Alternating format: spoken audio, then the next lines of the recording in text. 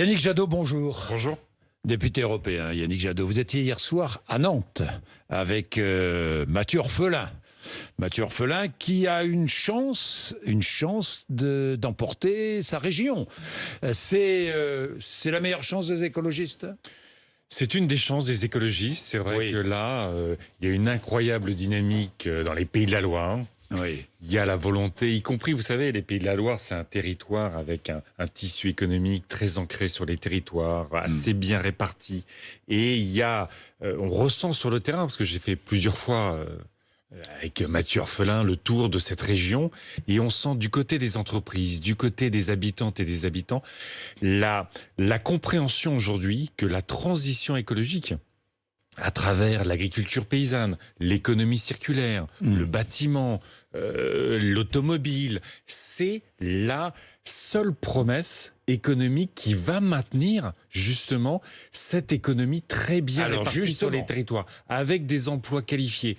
Et il y a cette idée que la relocalisation de l'économie aujourd'hui, c'est à travers l'écologie que ça peut se construire, que ça peut se pérenniser. Et ça, c'est la force des campagnes écologistes dans ces régionales et dans ces départementales. Vous mettez déjà sur le point sur l'un des thèmes que je vais aborder, la croissance et l'écologie. Est-ce que c'est incompatible ou pas ? Je sais vos opinions, vos idées et vos propositions sur le sujet, j'y reviendrai tout à l'heure. Mais Mathieu Orphelin qui dit aimer le Tour de France, qui dit aimer les sapins de Noël et la viande, vous aussi. Oui, bien sûr. Et puis c'est pas l'écologie punitive dont on parle. Non, souvent. L'écologie punitive aujourd'hui, c'est celle qui oublie les derniers rapports des scientifiques du climat qui disent attention, si on n'agit pas aujourd'hui, ça va être cataclysmique, c'est-à-dire qu'on va être percuté en permanence par des chocs climatiques qui vont remettre en cause notre économie, qui vont remettre en cause notre démocratie, mais plus gravement, nos conditions d'existence. Et tout ce que font nos candidates et nos candidats aujourd'hui, c'est de dire il y a le chaos d'un côté, mais si on agit pour le climat, aujourd'hui, c'est la rénovation thermique, des économies de pouvoir d'achat, l'isolation phonique, comme évidemment on réagit mieux aux canicules ou au grand froid. C'est, je l'ai dit, cette économie qui lutte contre l'obsolescence programmée et le gaspillage. J'étais avec Nicolas Thierry dans les fonderies du Poitou.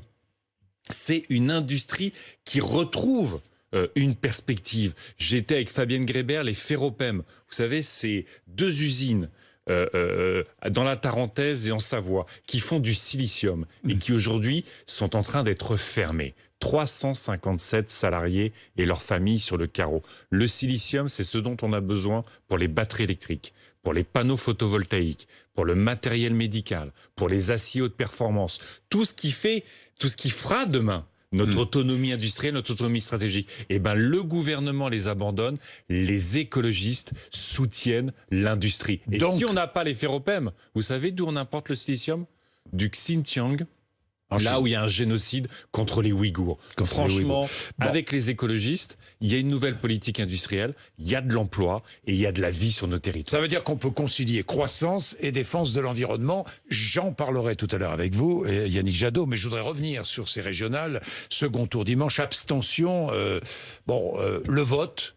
Les électeurs pensent que ça ne sert à rien. C'est dramatique. J'entends ça partout. Partout je vais, comme vous d'ailleurs. Oui. Ça ne sert à rien d'aller voter. C'est vrai. Ça ne sert à rien d'aller voter. Non, au contraire. Il faut aujourd'hui, si on veut réparer notre société, on sait combien elle a besoin d'être réparée. On a vu les failles de notre système de santé, de l'hôpital public. Tous les jours, on voit les failles de notre école, de la police, de la justice. On voit à quel point il y a un sentiment d'abandon parce que les entreprises s'en vont, parce que les entreprises ferment. Vous voyez les plans de licenciement qui se développent aussi. Et si on arrive, nous, à démontrer, justement, parce que nous gagnons des régions, qu'on recrée de l'activité économique, qu'on recrée de la justice sociale, et qu'en plus, on se réconcilie avec la nature, donc avec l'avenir. Sans nature, c'est ce que dit le rapport du GIEC, sans nature, c'est l'avenir même de l'humanité qui est en péril. Eh bien, tout ce grand processus de réconciliation, c'est par un bulletin de vote que ça passe dimanche. Mais vous avez raison, il y a beaucoup de défiance. Mais les gens comprennent rien aujourd'hui à ce que font les départements, à ce que font les régions. Il y a un sentiment que, y compris, et c'est pas simplement les listes écologistes, beaucoup de partis ont fait campagne sur le terrain autour des lycées, de la relocalisation de l'économie, je l'ai dit, de la formation des salariés, de l'agriculture. Mais le débat national a été d'une médiocrité crasse. Quand vous avez des polémiques à n'en plus finir, quand les vidéos circulent... Pardon, mais la polémique à gauche, il y en a autant qu'ailleurs. Mais je dis pas forcément le contraire. Ce que je veux dire, c'est que nous devons parler, nous devons écouter les Français d'abord, écouter leur colère. Il y a beaucoup de colère, de tristesse, mais pas pour les instrumentaliser. Alors, nous allons être en panique identitaire, pour apporter des solutions. Bon, nous allons être dans le concret, mais évacuons justement ces politiques. En Île-de-France, par exemple, Manuel Valls, qui soutient Valérie Pécresse, Jean-Paul Huchon, ancien président socialiste de la région, qui soutient aussi Valérie Pécresse. Et puis, je vois les réactions. Ils sont accusés, on accuse cette gauche dite républicaine d'être vendue, d'être devenue une gauche d'extrême droite. J'ai entendu ça. Je vois ces querelles. Sophia Chikirou, qui est la France Insoumise, qui est proche de Jean-Luc Mélenchon, qui est 3e sur la liste de gauche dans l'Essonne, qui qualifie Manuel Valls et Jean-Paul Huchon de déchets de la politique. Vous voyez où on en est, où vous en êtes à gauche? Écoutez, moi je suis très inquiet, effectivement, sur l'état du débat politique. Aujourd'hui, on a l'impression que c'est la politique de Twitter, c'est-à-dire qu'en 280 caractères, il faut avoir donné un avis. Et on est plus dans l'invective que dans l'argument. On est plus dans la disqualification de l'adversaire que dans son écoute et dans le débat construit. Et ça, c'est extrêmement inquiétant parce que forcément, ça polarise et surtout, ça n'offre aucune perspective aux Françaises et aux Français. Quand j'entends, par exemple, Valérie Pécresse, on a un débat. C'est quoi le débat des régionales? C'est est-ce qu'il y a un train? Est-ce qu'il part à l'heure? Est-ce que nos enfants étudient dans des lycées qui sont des lycées de qualité? Est-ce que nous mangeons bien? Est-ce que nos salariés, dont on voit que certains secteurs d'activité sont en train d'être en difficulté, est-ce qu'ils sont formés au secteur d'avenir? Et plutôt que de débattre de ça, argument contre argument, dans un débat républicain, on est tous des républicains, faut arrêter de dire des bêtises. Dans un débat d'argument contre argument, il y a des candidats qui préfèrent disqualifier l'adversaire plutôt que de débattre avec lui. Et je trouve ça extrêmement dangereux pour la démocratie. Il faut retrouver de la nuance. Rien n'est simple dans la société dans laquelle nous vivons. Il faut proposer des solutions. On a le droit d'avoir des propositions différentes sans que ce soit un scandale, sans qu'on ait besoin de s'invectiver, de s'insulter et de réduire la politique. Est-ce qu'il y a aujourd'hui un match de boxe? Alors, à gauche, est-ce qu'il y a aujourd'hui deux gauches irréconciliables? Mais non, il n'y a pas de gauche irréconciliable. Non. Il y a aujourd'hui des propositions qui peuvent parfois être différentes. Mais là, on est aujourd'hui dans un débat de régional. Et puis franchement, on parle de l'Île-de-France. Il n'y a pas que l'Île-de-France. Non, mais regardez, en Occitanie, il n'y a pas d'accord, par exemple. Mais ça, je regrette. Pas d'accord. En Nouvelle-Aquitaine, il n'y a pas d'accord. Je le regrette profondément. En Bretagne non plus. En Bretagne, il n'y a pas d'accord. Et vous allez avoir Claire Desmarres-Poirier qui fait une magnifique campagne et qui va montrer que même la Bretagne, victime des algues vertes, victime du dérèglement climatique, la Bretagne va avoir une perspective écologique, sociale, de solidarité, et qu'au fond, les vieux systèmes politiques qui résistent encore, qui veulent du statu quo, peuvent disparaître. Mais vous savez, le statu quo aujourd'hui, c'est la régression environnementale, c'est la régression sociale. Si on veut de la stabilité, c'est ça le truc le plus compliqué à comprendre dans le monde aujourd'hui, c'est que si on veut de la stabilité, il nous faut du changement. Il nous faut du changement pour retrouver de la stabilité, pour retrouver de la confiance, et de la confiance en soi-même comme avec les autres. Je me mets à la place d'un électeur de gauche qui est en Île-de-France et qui hésite, je voterai Bayou ou pas, il ne sait pas. Et il voit l'alliance avec la France Insoumise. Tout vous sépare, pratiquement tout vous sépare avec Jean-Luc Mélenchon. Jean-Paul Huchon a gouverné avec l'ensemble des forces de gauche. Puis franchement, vous parliez des soutiens. Oui. Si des premiers ministres socialistes qui ont marqué notre histoire récente, vous choisissez Manuel Valls ou vous choisissez Lionel Jospin? Eh bien, Lionel Jospin, fidèle à ses convictions, soutient la liste menée par Julien Bayou, et c'est une très bonne nouvelle. Le débat avec Jean-Luc Mélenchon, on va l'avoir dans la présidentielle. Vous l'aurez?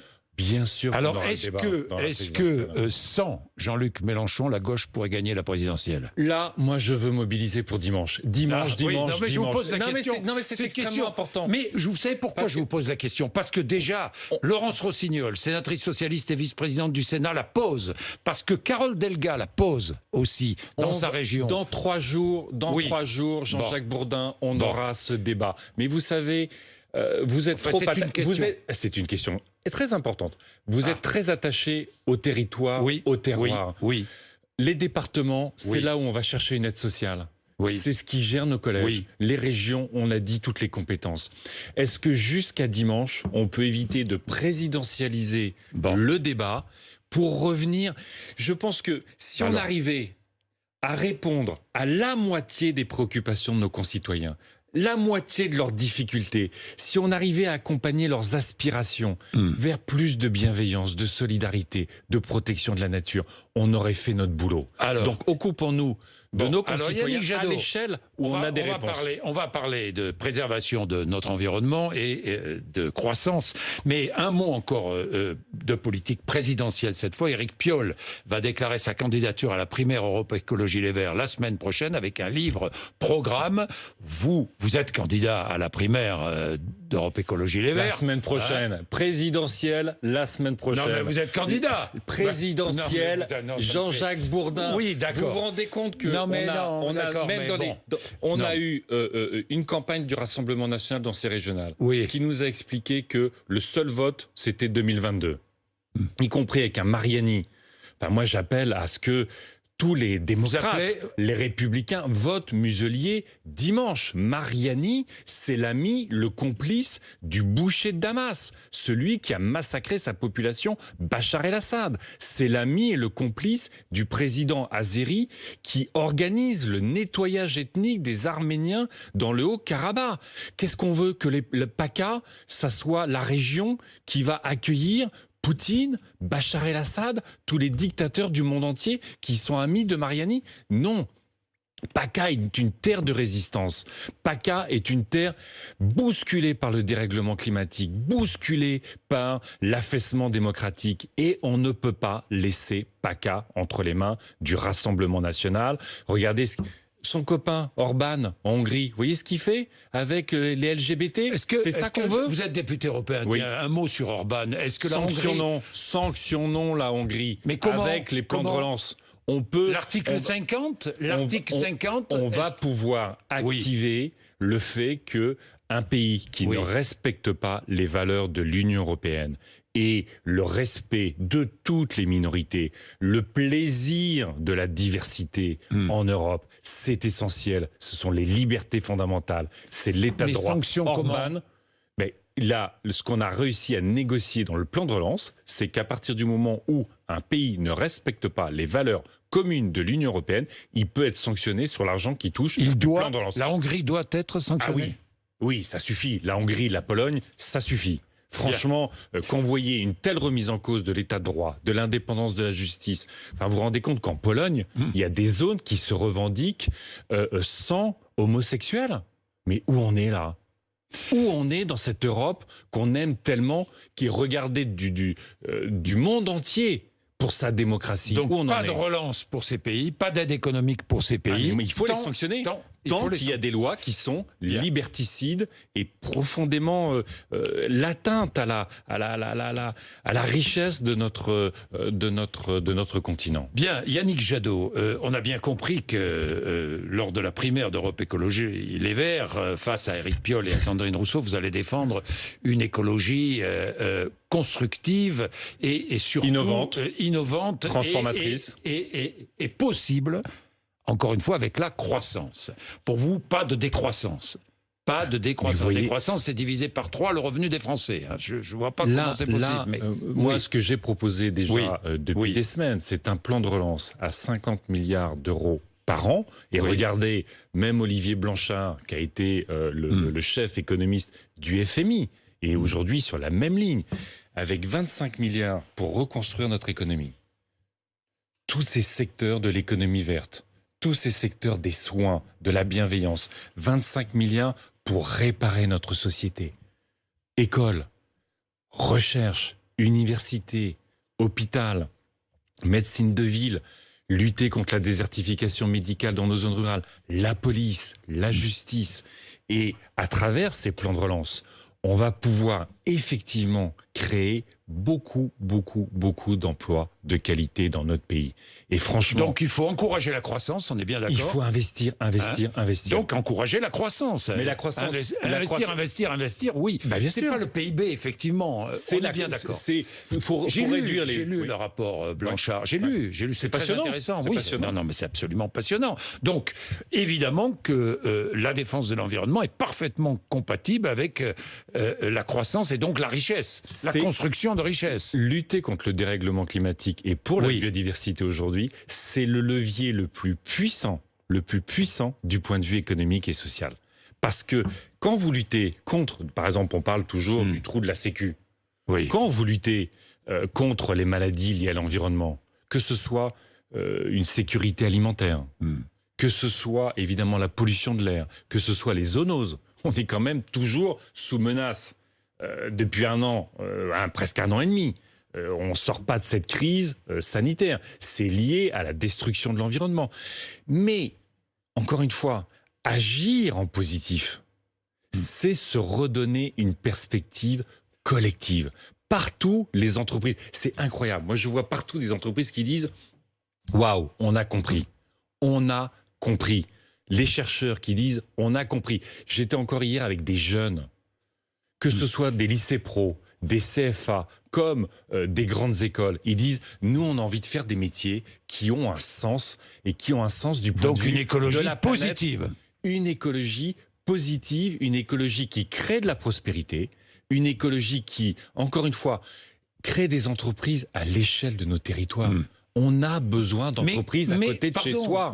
Mais quand je lis Clémentine Autain qui critique le luxe, l'industrie du luxe qui est la première industrie exportatrice en France. Vous encouragez le luxe.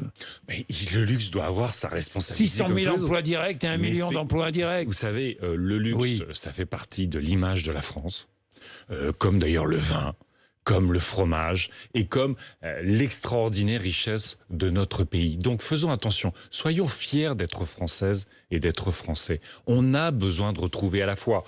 Après ce moment un peu de détresse, de forte détresse collective, qu'elle soit psychologique, sociale, on a besoin de retrouver la fierté de soi-même, mais on a aussi besoin de retrouver la fierté de la France.